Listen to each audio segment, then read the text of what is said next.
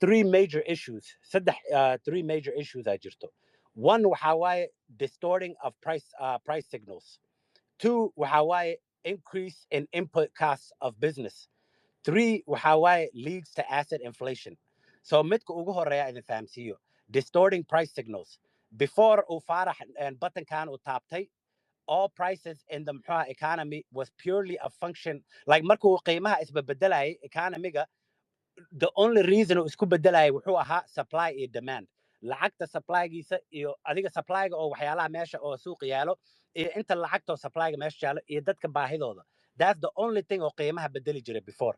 But because this was a free market with the perfect money, so perfect money haysan. What happens now is hadda laakiin waxa isbeddelay waxa waaye money has entered the economy, not to everybody equally or proportional amount to everyone. So lacagtii suuqay soo gashay, laakiin qof walba lama wada siinin lacagtaaneeto. Lacagtaaneeto, the money has entered the economy via the government. Dhanka dowladda bis ay ka soo gashay lacagtaaneeto. And not just the money is distributed. Lacagtiina waxa waaye lama siinin.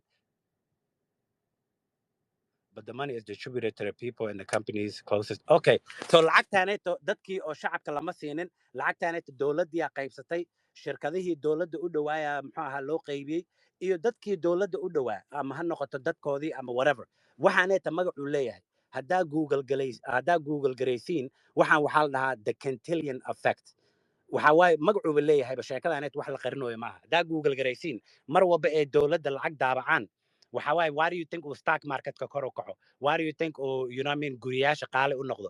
Meelaha dadkii assetska haysto iyo dadkii dowladda u dhawaa unbaa ka faa'iido. Dadkii meesha baahida la dhinto waxa waaye dadkii society-ga jooga. So anyway, so what Farah starts to see is prices are going up in certain parts of the economy. So priceska meel walba ma aha. That's why dadka inflation aan u fahansanayn. Meel walba ma ahan waxa uu priceska uu qaali ku noqonayo. Meelaha qaarkood leh waaye uu asaga lacagta uu taabsiiyey certain parts of the economy. So waxaaneet waxa waaye signal ayuu u dirayaa everybody. So dadkaaneet waa dad oo aqli leh oo entrepreneurs ah. The signal to everyone else in the economy is there is an imbalance of supply and demand, and not everywhere, just in certain sectors, certain areas. So you see a misallocation of capital by the entrepreneurs in the market caused by the money printer. Not only that, but it's human capital, smart people who are trying to be productive to society, who are being sucked in closer to the government and not serving the rest of the economy. So sheekadaaneta dadkaaneta laga waalo waa dad aqli leh, dad oo xataa rabin inay dadka kaleeto si xun u galaan. But laakiin ayakii aqligooda wuxuu u sheegay meeshaaneta khasaaraa ka jirto, maadaama oo lacagtii meeshaan lagu badiyey, adiga aqligaaga wuxuu meeshaanet inaad lacagta geysid waay. Awal xasuusta ninkii oo alwaaxa gogoynayay lacagtiisa meeshuu asaga rabuu geynayay, ninkii malaayga dabayuu geynayay sidii malaayga dadka loogu badiyo. Laakiin dadkaaneeta hadda choicekay suubinayaan ma aha choice oo economiga u fiican, choice oo asaga survival u ah waaye, oo laakiin wixii dhanba oo nidaamkii wixii dhan wada qasaayo. Okay, so midka kaleeto waxa waaye business input cost increase. So every single business in Farah country at least has a human being and some raw material inputs like energy or even some harder raw materials. So business walbaba, shirkad walbaba, laba waxu haystaa ama qofka bini aadanka oo de lacag oo de ka rabta expenseska, ama lacag ha noqdo ama bini aadan ha noqdo ama energy ha noqdo. Because the cost of these things have gone up because waxaanay taqaalayo noqday lacagta la daabacay. These businesses need to change something about their products to so they can keep the small margin. So kuwaanet hadda shirkadihii waxaa lagu qasbay inay wax bedelaan maadaama wixii ayaka awal ay gadan jireen oo qaali laga dhigay. Wax waa inay hadda bedelaan sidii lacagta yar ay suubin jireen ee ayaka weli u suubiyaan. Because business dhan muxuu yahay? Waxaan $10 u soo gado, adigiina $11 ku iibi.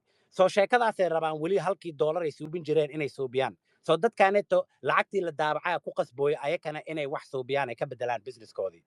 So the most obvious way ay ku suubi karaan waxaaneet waxaa waaye lacagtaasita inay qaali uga dhigaan customerskii, dadkii oo oo wax ka gadan lahaayeen. Shalay meeshaan dukaankaana imaatay $10 wax ku gadan jirtay, laakiin maanta $11 lagaaga dhigay. Why? because lacagtii la daabacay ninkan uu ku qasban yahay asaga inuu businesskiisa save gareeyo so dadka badanaa businesskii farta lagu fiiqoyaa laakiin ayagiiba xataa way isbadbaadinayaan so calaa kulli xaal choicekaaseta kow ay haystaan waxa inay qaali ka dhigaan choiceka labaad is to keep the price muxuu ahaa and the quality the same but shrink the product this is why muxuu ahaa you notice okay so waxa waaye choicekaaseta hadday dhaafaan ay dadka like shalay $10 kusoo gadanaysay maantana $10 lagaaga dhigay laakiin dadkaaneta wax kaleeta inay suubiyaan waaye waa wixii inay ka dhigaan like kasoo qaad adiga awal chipsaa gadan jirtay chipskii wax badanaa ku jiri jiray laakiin maalmahan markaa soo gadatay chipskii bacdii say u weynaan jirtay uma weyno awal waxaa heli jirtay 100 gram laakiin haddeer waxaa waaye 90 gram ama 80 gram aa lagu siinoyaa so ayakii waxaa waaye they're trying to do whatever they can waxay suubi karaan oo businesskooda ay ku save gareeyaan so option 1 waxaa waaye inay qaali lagaaga dhigo option 2 waxaa waaye wixii aa gadan jirtay in la yareeyo option 3 waxaa waaye reduce the input cost this is where consumers inflation comes from the only place it comes from is the money printer causing these businesses to make changes and politicians like to distract. Okay, so hadda saa idin sheegay the only reason why a lot of greedy businessmen and greedy corporations iyo waxaas la dhahaa mar walba markii oo qofka siyaasadda ku jira madaxweynaha hadda last time xataa Donald Trump Biden waxaa xasuustaa asoo dhahayo these greedy corporations shrinkflation ay xataa dhahan waa google garee kartaa shrinkflation so mar walba fartay ku fiiqoyaan shirkadahaneeto annagiina waxaa u malaynaa runtooda inay tahay laakiin runtii waxaa waaye dadkaaneeto waa dad adigoo kaleeto raba inay survive gareeyaan oo laakiin lacagtii lagu daabacoyo so si kastay isku maaweeli karaanay isku maaweelinayaan lacagtii hadday rabaan qaali kaama dhigayaan hadday rabaan waxay yareynayaan but at the end of the day kulligeen we have the same problem which is the money oo la print gareynayo so if a business makes things more expensive for their customers or they shrink their products from 100 grams to 90 grams and the customers now have to buy more of it because they need 100 grams and not 90 grams both of these things make the cost of living more expensive so adiga dhinac walba ee shirkadahaneed ee dalbadaan ha noqoto hadday qaali kaaga dhigaan ama ha noqoto hadday wixii oo meeshii 100 gram u ahaa ay 90 gram kaaga dhigaan labadaba adiga waxay kuu noqonaysaa qaali oo hadhow wixii adig kuma noolaan kartid meeshii hal bacaad gadan jirtay laba bacaa ku qasbanaanaysaa either way aa u fiirisid noloshii way adkaanaysaa because wax walba qaali ay kugu noqonaysaa the population will become poor they will be less muxuu ahaa disposable income despite buying the same exact item as they did before so idinka faqiira la wada noqonayaa inkastoo adigii waxba aad isbedelin hungurigaagii ma weynaanin sidii awalaa wixii aad suubin jirta unbaa weli suubinaysaa laakiin lacagtii la kordhiyaa sheekadii dhanba wada qastay okay maxaa kaleeto what if a business chooses to keep the price the same and the size of the product the same but still reduces the price the most obvious thing to do is to fire employees so okay kasoo qaad hadduu businesska ku go'aan gaaro inuu muxuu ahaa qiimihii uu weli sidii uu ka dhigo haddana uu muxuu ahaa wixii aad gadanaysay uuna yareyninoo sidii ka dhigo dee asaga waa inuu wax kale la imaadaayo wixii raqiis ka dhigo den wuxuu ku qasbanaanayaa dadkii u shaqayn jiray inuu muxuu ahaa shaqada ka buriyo den hadhow maxaa dhacaya marka adigii waa heshay waxaagii laakiin dad badanaa meesha shaqo ku waayey haddii shaqo aa weysidna which leads to unemployment and now Farah's country has less people with jobs which further reduces the affordability but not only that now the government has a second issue it needs to solve how does the government support all of the people who have lost their jobs so haddii labada dhinac bay iska dhaafaan ay dadka fayar gareeyaan haddana oo shirkad walbana saa suubiso dhib kala hadda meesha ka imaanaya dadkii waxba ma afoor gareyn karaan lacag la'aana ku dhacday shaqo la'aana ku dhacday then waxay ku qasbaysaa dowladdii inay soo gasho ee haddana unemploymentka ay solve gareyso ogow dowladdii waxa waaye wixii dhibka noo keenayba marka horeba okay one terrible way to do this okay another way also because how does the government support all the people who have lost their recent job okay one way or one terrible way or lagu subinayo waxaan waxa waaye for the companies to reduce their quality so waxa waaye one way or lagu subinayo waxa waaye cuntadii yeah and qualitygiisa qiimihii hoos like wixii ingredientskii waxyaalihii healthyga ahaa waxyaalihii raqiiska ahaa oo awal laga suubin jiray waxa gadanaysid wax oo adiga healthy ku ahayn oo caafimaad dari ku keenaya laga dhigaya oo raqiisan okay what starts ninkan Faarax wuxuu hadda arkoyaa there is a high rise in obesity. So maadaama cuntadii oo healthyga ahaa laga wareegay oo waxaaneeta oo cheapka ahaa oo unhealthyga ahaa oo ka dhigeen shirkadahaneeta inay dadka siiyaan waxa waaye ninkan faarax wuu arkoyaa meeshiisii dadkii dhan inay wada buurteen oo unhealthy ay noqdeen because the food that was being previously the food oo awal fresh iyo healthy ahaa iyo that was filled with high quality ingredients is now low quality, bad for everyone's health. This leads to obesity and a lot of secondary issues. Now this causes a health crisis, and the government has to step in again and fix and figure out how to help these people who are now unhealthy and sick. So Hawaii dibki adiga meshi liska dhahoy waxan xali hadda u fiirsata ma ogiye more problems u sii dhisoya more money iyo waxaaseeto iyo on top of that unhealthy. So anyways dibki labaad waa taas tii saddexaadna waxa waaye asset inflation. Asset inflation kan waxa waaye since Farah pressed the big red button, asset prices has been going up. The stock market keeps going higher and higher and higher. The housing prices keeps going higher and higher and higher. So stock market ki shirkadihii kore u socdaan guriyaashi iyo wixii dhan kore u wada socdaan adigii waxa isku malaysaa nin oo investor oo qaali oo aqli leh oo genius but the or the ninki adduunka the best investor isku malaysaa but the only way waxaaneetu kor u socdo is because ninkaneeta faarax ayaa lacagtii kordhinooyo oo waxaaneet ku ridooyo haddaa idinka fiirsateen S&P 500ka haddaa fiirsin lacagta oo dollarka sida loo kordhinayo ayuu bes uu follow garayaa. So literally lacagtii la print gareeye le waaye waxaaseeto. So S&P ga lacagtii loo kuu badbaadinoyaa meehe wax kale maaha. So anyone that knows what is happening, so qof walba oo sheekadaanid ka dadka waxa way qaar waxa way way mahsan yihiin qaarna waxa ka socda adduunkaanid way la socdaan. So anybody that knows what is happening, of course, would never. So dadkaaneeto way og yihiin waxa dhacooyo. So dadkaaseeta baac maaha. Dadkii gatay stocks kaaneeto iyo dadkii gatay guriyaashaaneeto waxaaneeta ma iibinayaan. Way iska haysanayaan because way u jeedaan lacagtaaneeto iyo waxaaneeto sidii u qiimo jaboyaan. And the assets for the same as they were. Okay, so waxay og yihiin maanta waxay ku iibiyaan beri ma ku helayaan because they would know there is more money in the system. This is why things are expensive. This asset increases increasing in goods for people who are on the asset one way.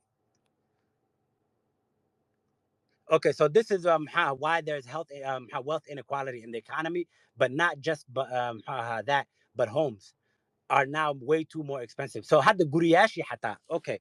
So awal stocks ki waxa sita maaha. Guriyashi hadda loo isticmaaloyaaba wixii lacag lagu badbaadsado. Laakiin gurigii looma isticmaaloyo wixii loogu talagalay meel reer lagu korsado meel you know what I mean la degnaado wax oo muhiim ah looma isticmaaloyo. Waxa laga dhigtay meel lacag lagu badbaadsado.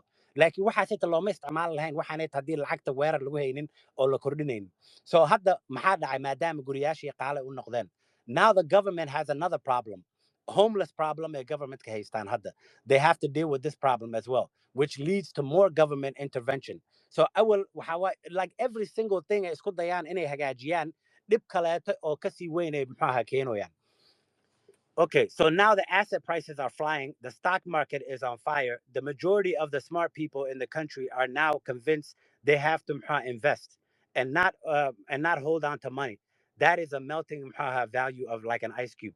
They second and third home. Okay, so waxa way dadkii hadda oo aqliga lahaa dad qaar way fahansan yihiin waxaan qaarna ma fahansano shaqoon bay iska aadayaan.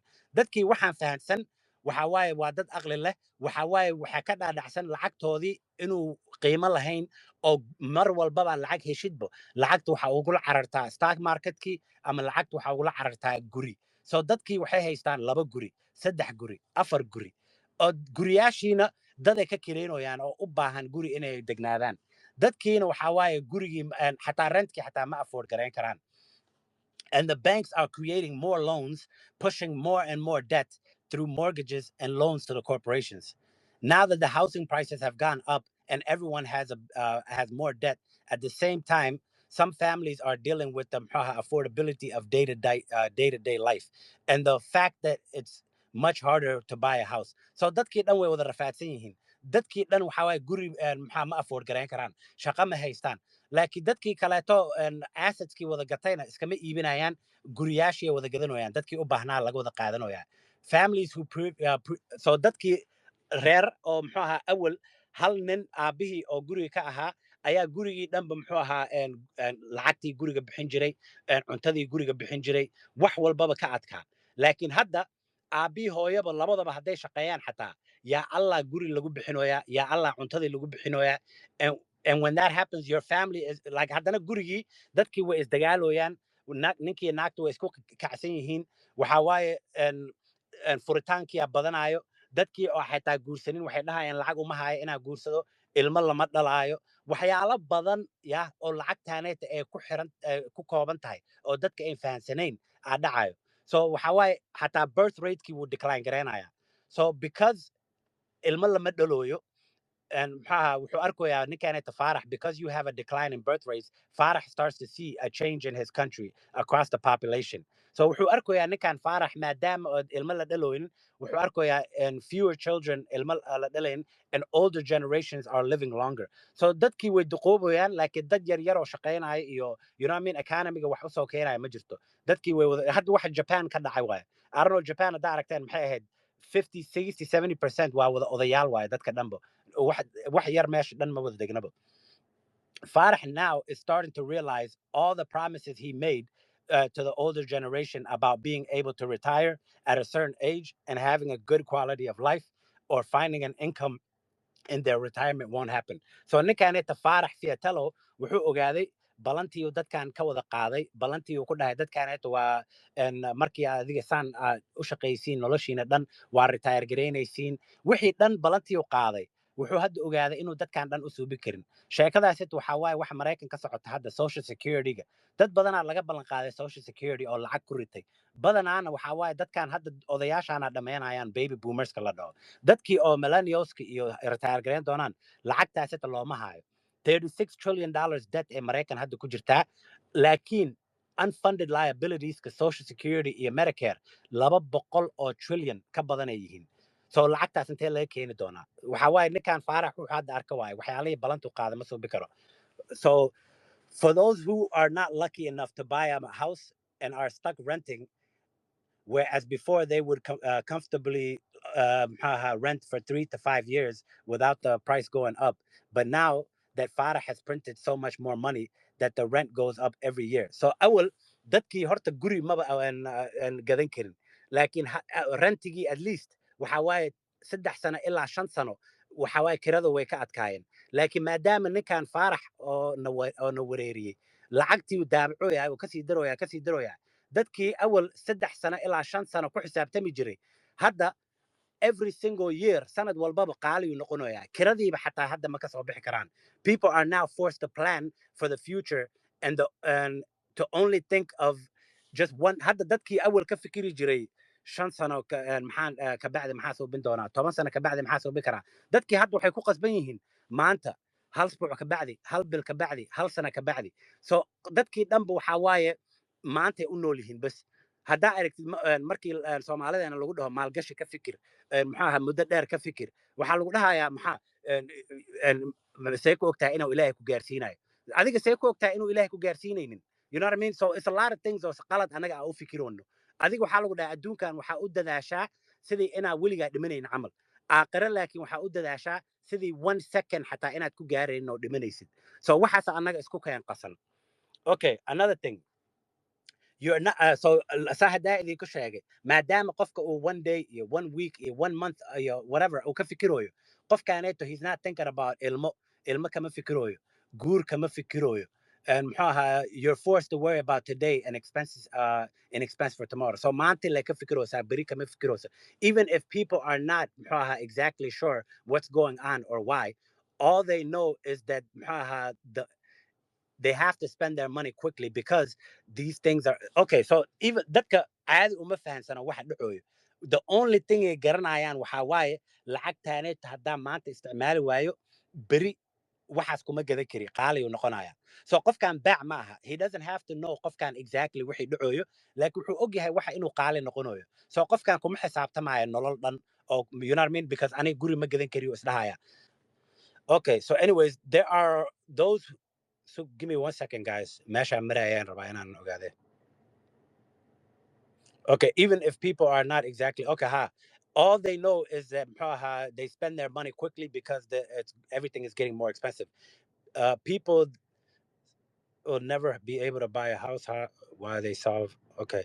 Okay, so yeah, waxa idin sheegaya dadkii guur iyo waxaas kama fikirayaan. So adig ka soo qaad qofkii maanta lacag uu haystaa 10,000 oo dollar camal. 10kaas kun ama 5taas kun isma dhahayo nolol ku subso. Wuxuu is dhahayaa bax dalxiis ku aad, bax ku soo baashaal. You know what I mean? Maanta unbaa qof walba fikirkiisa uu ku saabsan yahay. Okay, there are those whom are so dadaa jiro oo laakiin dadkaaneetu wayba roon yihiinbo dadaa jiro ka daran oo maalin walbo every freaking day ee u tahay struggle oo cuntadii afka ay gelin lahaayeenba xataa meelay ka keena ay garanaynin oo say isku fiid garan lahayn say reerkoodii ay wax cunto siin lahaayeen say guri ayaga ay ku heli lahaayeen so meeshan waa la kala daran yahay laakiin adigii waxa waaye haddaad wasaa adig idinku sheega waa before adduunka waxaa ugu xun qofka markuu yahay comfortable adigii faqiir ma tihid taajirna ma tihid meeshan waxaa u malaysaa waxba kaama maqno so you're not gonna think about nothing kuwaasaa ugu daran the only okay, this only gets harder every single day, which leads to the growth in addiction and to drugs. So sheekadan inta noloshan way adkaatay dadkii waxa waaye like imagine dhibkii adduunka ugu weynaa ku haysto but like you don't know why you don't know meeluu ka imaaday so dadkii badanaa waxaasoo kaleeto wuxuu ku alifaa balwad iyo waxa waaye daroogo iyo you know what I mean kaniini iyo waxaaseeto markii qofkii dhan uu isnacayaa wax noloshii dhanba waxa waaye he can't make sense of it so which leads to drugs iyo opioids and then Farax islandkiisa dhan iyo dadkiisa dhan badanaa waxa waaye waxay wada noqdeen dad wada balwad which leads to more of a health crisis and more intervention from the government all of this leads to a mental health crisis across the population so sheekadaanetana haddana waxa waaye mental health crisis ka dhacday dowladdiyaa loo baahan yahay again now the government and Farax find themselves in a position because they pressed the big red button and printed more money. It caused a whole range of secondary issues, and now the government needs to come in and solve its own issue.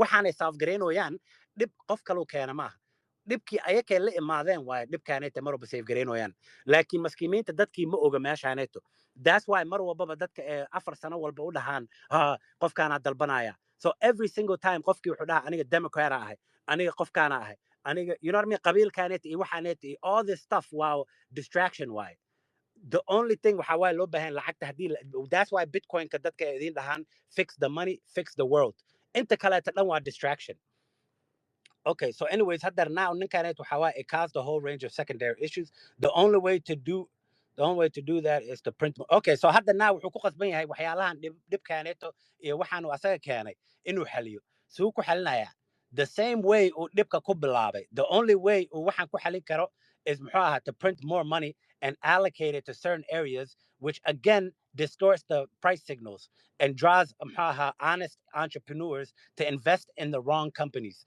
so sheekadii haddana uu soo bilaabay all over again oo meeshaaneta dhibkaana keenay okay between the increase in leverage in the economy driven by the banks and the misallocation of capital this will always bring us into a next crisis so madam every single time the same thing la suubinayo waxaa la dhahay show me somebody or the same thing mar walba suubinayo or haddana expect gare the sign waxaa la dhahay the sign of insanity is someone doing the same thing over and over again expecting something different so waxa waaye waxaa lagu xaqiijiyaa qofka inuu waalan yahay qofka hadduu maanta dhan isla wixii uu ku celceliyo oo haddana ka sugooya wax kaloo cusub inay dhacdo qofkaaset waxaa lagu sheegi karaa inuu waalan yahay so sheekadaaset waaye dadkaaneta dhibkii sheekadii unbay ku wadwadaan ku celcelinayaan so this will always bring us to the next crisis and every time this happens Farah has no choice but to press the big red button again and again. Farah is now starting to realize that all this money printing was not consequence free. So finally hadda lu ogaaday baacaneeto waxaan dhan lacagtaan u print garaynaya waxaan dhan inaynan ahayn wax free iska ah oo you know what I mean oo hadhow dhib keeni karin Farah is now going from crisis to crisis and he is pressing the big red button which debases the currency which always leads to a bigger government and more government involvement okay not only this sheekadaanit intaan bes hadday ahayd waaba enough aba dhihi lahayd, kasii daraysaaba. Now, not only is the government bigger, but it also creates smaller parasites, aka smaller industries. So government ki aba gacmo iyo lugo la soo baxayso. So lugahaas iyo gacmahaas inta maxaa la dhahaa? Mid waxaa waaye big pharma. Waxaa waaye some of these things waxaa waaye too big to fail aa la dhahaa. I don't know haddaa weligaa maqashay. Big pharma waxaa waaye they who are increasing in involvement with the government to try and control the symptoms and not root the cause of the problem, of the health problems. Never wanting to cure the patient, but just to treat them long term. Because a healthy customer is a lost customer. Okay, so big pharma waxaa waaye dadkii caafimaadka ku saabsanaa oo like dadkii oo ugu lacag badnaay oo kambaniyaashi oo caafimaadka ku saabsanaa. So dadkaaneeto governmentkii ayay lobbying iyo waxaasaa la dhahaa. Dadkaaneeto ayaka dhanba goolkooda ma aha dadkaaneeto inay caafimaad siiyaan. No, dadka because hadday caafimaadku siiyaan hadhow dib dambe uma soo noqonaysid. Waxaa la dhahay hadduu qofkaaneeto uu healthy yahay the customer aa ku weysa meesha. So waxay rabaan leh adigii inaa mar walbaba wax yar lagaa daaweeyo haddana usoo noqotid, wax yar lagaa daaweeyo usoo noqotid. So it's not even ayaka faa'iido uguma jirtaba inaan lagu daaweeyo, ilaaha wax daaweeye. So ayakii dhanba waxaa waaye shaqadooda waxay noqonaysaa inaa adiga mar walbaba sii jirnaatid oo weligaaba caafimaad helin. Okay, maxaa kaleeto? Another one waxaa waaye big food. Big food waxaa waaye pushes for ever lower standards across the economy. Big food waxaa waaye mar walba waxay rabaan inay cuntadaaneeto oo wax oo raqiis inay idin keenaan, wax oo caafimaadkiina u xun idin keenaan, sida hadhow wax raqiis ay adiga kaa gadaan lacag ayaka. So all they care about is money. caafimaadkaada waxba kama gelin, haddaa shuluq noqotid waxba kama gelin, haddaa isbitaal jiifatid waxba kama gelin, lacagtooda bottom line-kooda lay rabaan. So mar walbaba siyaasadaaneed iyo dowladaaneed iyo wax walba ay dhahayaan annaga wax noo fududay. Big food. Then maxaa waaye the military industrial complex pushes for ever greater spending to defense for both home and overseas. So dadkii xataa militariga oo dagaal mar walba rabay ayakiina waxay ku qasbanaanayaan mar walba inaad dagaal la galo. Because nabad haddii ay tahay sheekada lacag ma suubinooyaan. Sheekadii dhanba lacag ay isku bedeshay. So dadkii oo militariga mar walba waxay dhahayaan ama guriga aan difaacno ama dadkaas aan la soo dagaalno. All because lacag lee la rabaa. Because haddii dagaal una jirin lacag ma jirto. Maxaa kaleeto? Wall Street. Wall Street are up to their eyeballs in debt. Dadkaaneeta leverage iyo wada dayn miiran ay ku jiraan. The government wants to protect them. Dowladdiina dadkaaneeto inay badbaadiyaan ay rabaan. Ilaaha wax badbaadiye. Why? Because haddii dadkaaneeta ay burburaan oo bangiyaasha ay burburaan, the populationkii dadkii lacagtooda ay weynayaan, dowladdiina way burburaysaa. So dadkan waxay u badbaadinayaan say dowladda ayaka isku badbaadiso. They don't care about you. They don't care about Wall Street. Dowladda ayaka leeba rabaan inay isbadbaadiyaan. Okay, and then what else? And government unproductive investing. So government-ka naftirkooda xataa ayakiina waxay rabaan inay suubiyaan, inay hagaajiyaan waxa waaye ciladii iyo dhibkii iyo wixii ay keeneen ayakii. So ayakiina spending ay suubinayaan.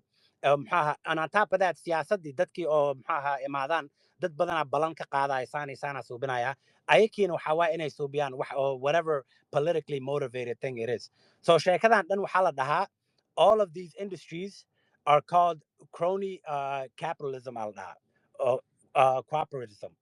It's very hard to see where the government ends and these industries begin. So how aadi u adag tahay in la kala saaro dowladda iyo dadkaaneta hadda idin tiriye. These industries start to ask the government to become regulators and regulate to protect the public. So kuwaanet hadda waxay weydiinayaan dowladdii regulationska iyo sharci iyo waxaasay rabaan inay waxaan dadkaaneta weydiistaan. Sharcigaanetana muxuu noqon doonaa? Sharci waxaa waaye oo ayakii monopoly ka dhigaya. Monopoly muxuu yahay? Monopoly waxaa waaye dad kaleeto iyo shirkado kale inay la tartamin. So waa 1, 2 ama 3 companies are close to the dowladda oo iyo lacagta dadkan 1, 2, 3 companies waaye waxa u dhow dowladdaneeto sharciyaasha iyo wax la keenayo dadkaanetay u fududaynaysaa. Dadkaanetana hadhow waxay u adag tahay.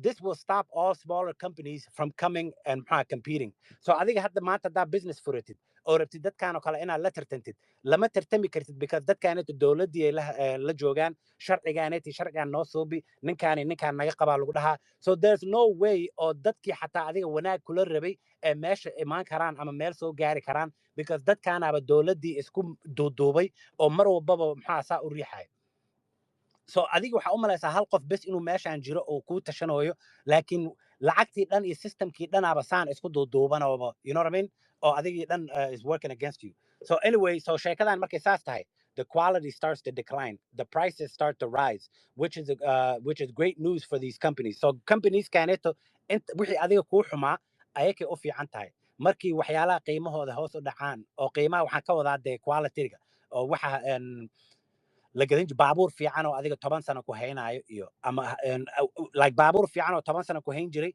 هذا بابور أو 2 سنة أما 6 سنة كبعد جبايا كله تعالى يا قضايا so quality يا هوس دعاية then وحي والبنا قالي ونقنا بابور كي أو 10 سنة كهين جري وحلاقي يابا أنا $1 كسو قاتي لكن ما أنت بابور كي أو هل سنة حتى كهينين وحلاقي يابا أنا لقول هاي $10 وجوجا so وحي quality هوس هذا لكن قالوا يسين قنايا وحنا company يعني أوفي حتى لا يقفل بوحيه which is great news for these companies because all they care about is the bottom line your margins كالعكتو ده بس لير بان what happens next okay so شيكلا ستة مركي لو صوبيو محل next أي صوبنا يعني مركا what happens next is the media gets captured media إذا عادي واحد ستة هذا مركا ستة next الأفضوبنا يعني the government has to keep control so it can it has now protect so هذا government يا شعبك wax u sheego so idaacada iyo waxa soo warka ma maqlaan so dadkaaneeto dawladii iyo shirkadahaneeto waa inay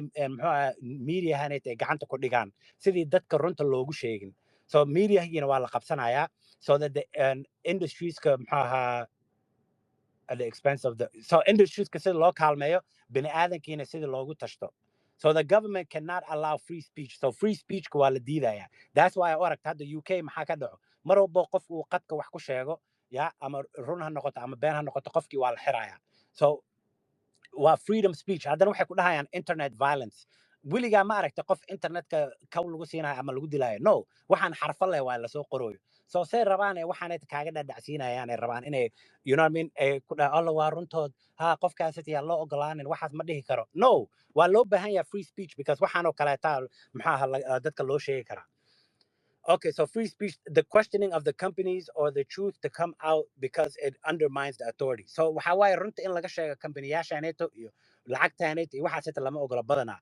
So not only that, but the biggest advertisers for the media are those two, companies.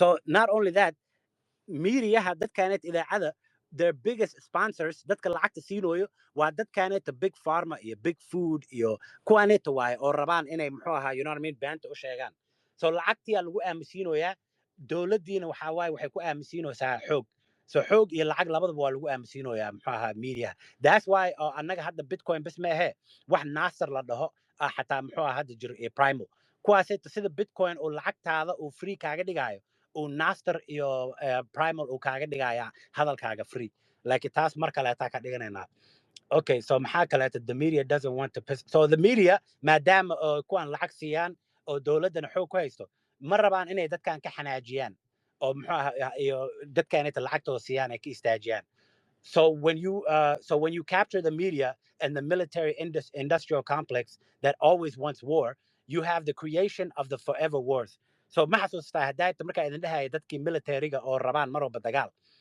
so markii la isku daro maxaa dadkaaneed idaacada iyo dadkii dagaalka waxaa helaysaa wax la dhaho forever war oo mar walbaba idaacadii kaa dhacdhacsiinayso waxaaneeta inaa loo baahan yahay dadkaaneeta in lala weeraro waxa waaye waa wax annaga noo fiican you know what I mean so mar walbaba dagaal cusubaa lagu gelinaya mar walbaba waa lagaa xanaajinaya so waxaa isla shaqaynaya dadkii raba dagaal inay galaan iyo dadkii muxuu ahaa adiga aad dhegaysanaysa you have the forever war and the wars are supported by the majority of the population because all they see on the media and on TV is that we have to do this waan ku qasbannahay bes le arkoyaan wax kale ma arkoyaan dadka xataa looma sheegaya waxa la isku dagaalayo xataa may waan ku qasbannahay leeladaha and between the forever wars and the banking system bailouts and the excessive debt it leads to the next emergency but and Yeah, but this time it is so much bigger. So waxaan dhan mar walbaba next emergency aan la imaanaa. Laakiin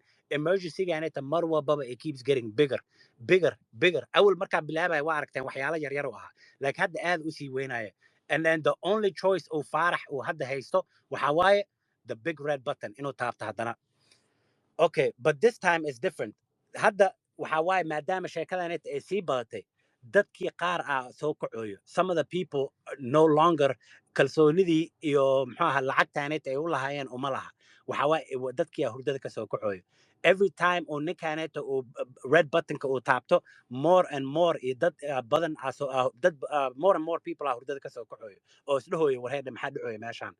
This goes around and around and around and until something breaks. Waxaaneta forever ma socon karo. So what's happening so maxaa lacagtaaneeta uu ku suubinoyaa marka Faarax haddaa isweydiino. Lacagtaaneeta ninkaaneeta bilaawgii waa idiin sheegay. Bilaawga lacagta waxa waaye faa'iido qof walba sanadkiiba 3% ay heli jireen oo lacagtooda. Sanadkii la soo dhaafay sanadkaaneeto 3% more ay gadan karaan with the same amount of money. So every year 3% more. Laakiin hadda maadaama ninkaaneeta muxuu ahaa uu lacagta print gareynayo it is now losing 7% a year. So now this guy is printing 10% lacagti uu kordhinoya sanad walbo. So 3% ki iyo 7% ki 10% kadii laga jaro 7% waaye. Everybody meeshii 3% oo lacagtooda u kordhaya sanad walbo hadda sanad walbo 7% ee lacagtooda ay weynayaan. Every single year boqolkii dollarbo $7 laga xadoyaa sanad walbaba. So dadkaaneta faqiir oo noqoyaan over and over and over again. And then price signals ki wixii idin sheegay. So what happens to Faarax's people? Dadkii oo muxuu ahaa ninkaanet oo Faarax dadkooda maxaa ku dhacoya marka. So aan ka bilaawno dadkii ugu faqiirsanaa. Dadkii ugu faqiirsanaa waxay haystaan fixed wages, lacag oo kooban oo minimum wage la dhaho, lacagtii ugu yareeday suubinoyaan. And income koodana maxaa waaye low security waaye, lacag shaqadaas anytime ay weyn karaan qof ay u shaqeeyaan. Haddana they don't have stocks, assets iyo waxa ma haystaan. And stocks iyo guryaal iyo waxaas ma haystaan. Dadkaaneeto they cannot win. They just keep getting poorer and poorer and poorer mar walbaba. Weligood ma raynayaan dadkaas. So dadka kaleetaan ku xigna afiirino the middle earners dadkii oo muxuu ahaa kuwaaneeto wax yar dhaamay. Kuwaaneeto waxay haystaan fixed salary, mixed income security. Waxa waaye shaqadooda easy kuma weyn karaan balaakiin wax oo you know what I mean oo on weligood ay weyn karinna maaha. You know what I mean? So dadkaaneetana waxa waaye a little more security ay haystaan shaqadooda. They are and they are both the first to get fired. No, they are not the first to get fired, but like the second. They usually have a home. Guri way haystaan dadkaan oo kaleeto. They laakiin gurigooda ma gadi karaan because they guriga iska gadaan way ku qasban yihiin guri kale inay gataan. So there's no point in selling a house to buy another house for the same price. So guriga iskama gadi karaan because way ku qasban yihiin inay ku noolaadaan. And then they can never sell the home because they have to live in it. And then they might have some investments. So waa laga yaabaa inay stock yar haystaan ay waxaaseeto. But they are becoming poorer dadkaaneeto every single time. Kuwii kaleeto unbay wax yar dhaamaan. But dadkaan xataa every single time faqiiray noqonayaan ayakii xataa. Now waxaa haysanaa dadkii oo wealthy ahaa oo taajirka ahaa. Dadkaaneeto waxay haystaan income in from assets and yields. Dadkaaneeto waa dad oo stocks haysto, dad waxaa waaye real estate haysto, waxaa waaye lacagtooda waxay ka heloyaan stockska oo dividends ha noqdo ama dadkii oo guriyaashooda degnaa oo rent siinoyo. Dadkaaneeto wax oo far ay qaadaan ama marketkaaneeta ay wax produce garayaan ma jirto. Lacagtooda jiifkooda ku heloyaan. Dadkii la dhaho waa passive income waaye dadka la dhaho. Their income security is high because they can't be fired. So shaqo ay laga burin kara ma joogaan dadkan. So income kooda waa high waaye security gooda because maba shaqaynoyaan. Dad kala u shaqaynoyo mar walba you know what I mean businesskii waxaaseeto. Laakiin dadkan dhibkay haystaan waxaa waaye death by 1,000 cuts wax la dhaho. Adigii haddii lagu dilaayo waxaa fiican hal mar le mindida inaa lagugu gooyo ama hal mar le si fiican inaa mindi lagu geliyo. Laakiin dadkan waxaa lagu diloyaa mindi yar oo 1,000 jeer lagu googoonayo. You know what I mean? Mar walbaba 1,000 jeer tartiib loo googoonayo ama ka badan.